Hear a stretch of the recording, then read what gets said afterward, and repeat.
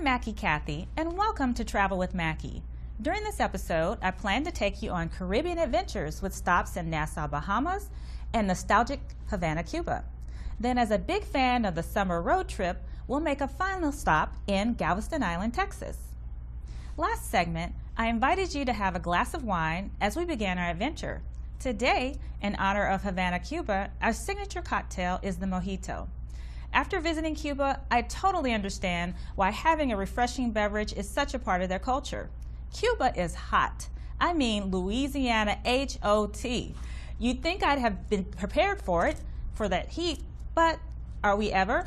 Cuba is now in the rainy season, which comes with higher temperatures and humidity. Not sure how to make a mojito? Don't worry, I got you. You'll find the recipe on my website, www.travelwithmackie.com. So for now, grab your libation of choice and let's explore Havana. Cheers. Welcome to Cuba, where they say anything is possible. Whenever I think of Cuba, Havana in particular, I think of time standing still, nostalgic classic cars, historic architecture, vibrant music, colors, and nightlife. Yes, the exterior of most buildings are in various stages of disrepair. You'll see cracked walls, peeling paint. What was surprising to me was the immaculate condition and beauty of the monuments, museums, and cultural centers. I really enjoyed seeing everything. It was quite amazing. Let's take a look at why Cuba is one of the top destinations.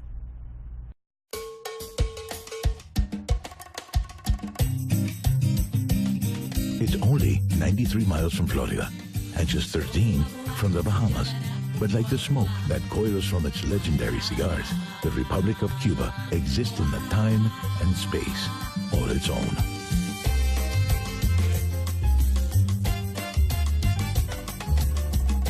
Blending the traditions of Spain, Africa, and its native peoples, and lit by the fires of independence and revolution, the aromas, textures, and flavors of this Caribbean nation are like no other. Despite its size, Cuba has punched well above its weight. For centuries, its vast plantations satisfied a global appetite for sugar and thirst for the smoothest rums. In 1962, it played center stage in a nuclear standoff, which made the planet hold its breath for 13 days. And through it all, its infectious rhythms taught the world how to move its hips.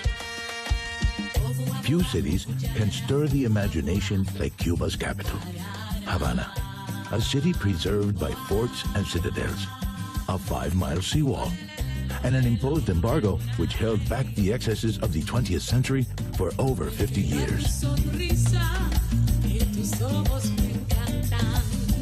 Havana's symbol is La Giradilla, dedicated to the city's first female governor, who scanned the horizon each day for her husband's return from the sea. 400 years later, she continues to wait high above the Castillo de la Real Fuerza, the city's original fort. While her husband never returned from his explorations, today she watches as millions of travelers come to explore her city. The fort overlooks Plaza de Armas, the birthplace and heart of old Havana. Step into the cool colonial elegance of the Palace of the Captains General, once home of governors, today the home of the Museum of the City of Havana.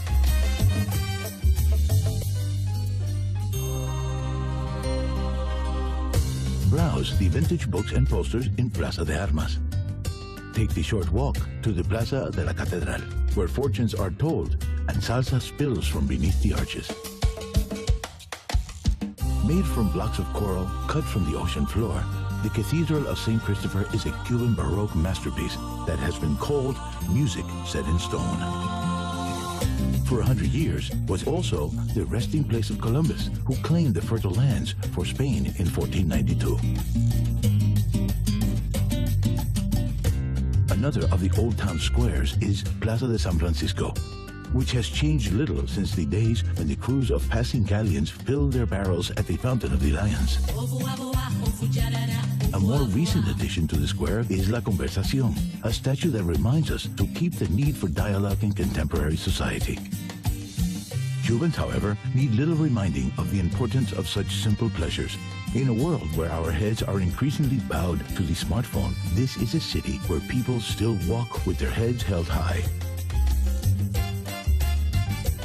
There's something truly liberating walking these advertisement and franchise-free streets where you can be open to millions of unguarded moments, like the curbside battles of wits, the characters, the melancholy of peeling paint, and the promise of a new coat. One place that will never see a paintbrush is La Bodeguita del Medio. Enjoy a mojito and add your name to the thousands of others which adorn every surface of this iconic bar. Getting around the city is easy. Simply walk, catch a bus, or cruise in style. Havana is home to thousands of classic autos from a golden age, which, just like the city, only becomes more alluring with each passing year.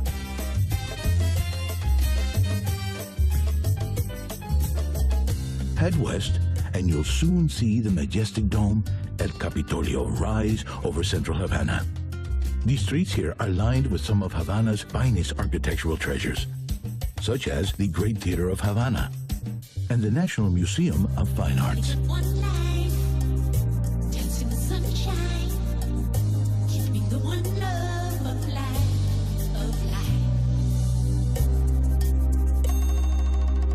Just a little further to the west, discover the Vidado district, a mix of fabulous 1950s modernist buildings and neoclassical mansions patiently awaiting restoration.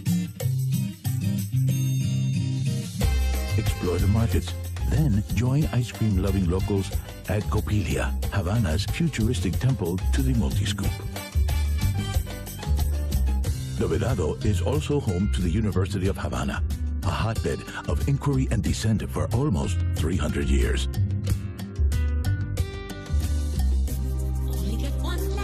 And the iconic National Hotel, where the likes of Winston Churchill, Rita Hayworth, and Leonardo DiCaprio have spent many a Cuban night. While the streets of Havana give the city its pulse, it's on the Malecón where you'll find its soul.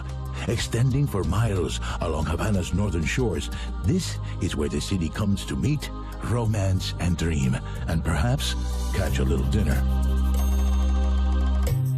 At the Malecón's eastern end, look out across the mouth of the Havana harbor, from Fort San Salvador to its big brother, Morro Castle. For centuries, these two guardians were linked by a giant chain, which could be pulled tight to keep marauding ships at bay. While you're near the Malecón's eastern end, visit the Museum of the Revolution, housed in the former presidential palace of deposed dictator Batista. The museum is a dedication to those who took part in the long march to a free Cuban homeland. You'll find tributes to Cuba's political heroes all over Havana. But there is none greater than the Plaza de la Revolución, where more than 1 million Cubans can gather at a time. Towering over the square is the memorial to José Martí, the poet, writer, and lightning rod for Cuban independence. Pay your respects to Cubans, great and small, at Colón Cemetery, a city within a city containing over 500 mausoleums. From generals to chess champions to the poor, I walk through these 57 hectares. It's a walk through Cuban history. Another city within this city is Fusterlandia, where for more than 30 years, the wild imagination of artist José Fuster has exploded from the confines of his studio and into the neighborhood streets, walls, and rooftops of Jaimanitas. Havana has long been a magnet for creative minds. On Havana's outskirts, high on a shady hilltop, sits the former Cuban residence of Ernest Hemingway. Peer into the rooms where the Nobel laureate lived for 20 years, writing classics such as The Old Man and the Sea. The home was a gift to the people of Cuba and remains much as it was the day Hemingway left his beloved island forever in 1960. When the sun gets low and the city takes on its beckoning glow, why not head back downtown and order a daiquiri at El Floridita, just as El Papa did after a long day at the typewriter. Then, let Havana's magical rhythms carry you into the night. Havana's lure can be hard to resist, but Cuba offers so much more beyond the seductive lights of its capital.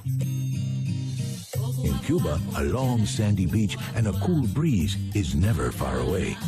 Just 12 miles from Havana's downtown, the eastern beaches unroll towards the town of Matanzas, the birthplace of the rumba, and Cardenas, where in 1850 the Cuban flag flew for the very first time. From here, follow the scent of fresh lime, rum, and suntan lotion north to one of Latin America's premier resorts, Varadero. I'm ready to go back. So what do you need to know when traveling to Cuba? Travel to Cuba remains prohibited, but you must obtain a license or travel must fall into one or 12 categories of authorized travel. Entry is administered by OFAC, which is the Office of Foreign Assets, control of the U.S. Department of Treasury. I know this may sound complicated. It is, so to speak.